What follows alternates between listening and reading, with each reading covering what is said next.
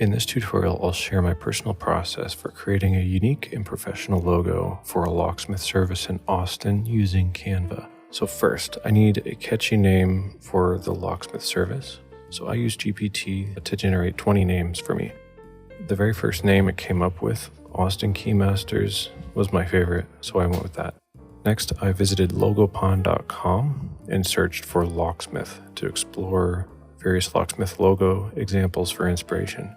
With the Pinterest extension installed, I right-clicked the logo I liked and I saved them to my Pinterest board.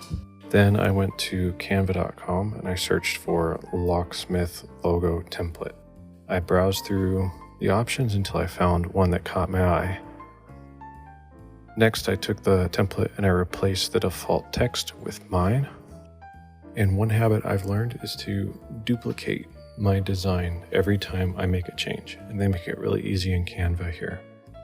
I wanted to add an icon, and I wasn't very satisfied with the searches that Canva had, so I went to iconfinder.com and I ran a filter for free and solid. Make sure to download SVG. You don't want PNG. And once you download it, you can just drag it right into Canva to use it on your design. Then you can just change the colors, which is not something you can do with the PNG version.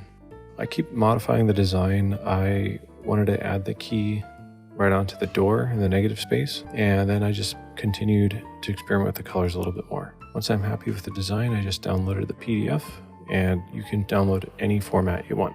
Now, remember, this is just a quick glimpse at my personal process. I typically use Illustrator, and I spend many hours, but for the sake of keeping this simple for beginners, I'm using Canva and doing this pretty quickly. Spend as much time as you'd like and have fun.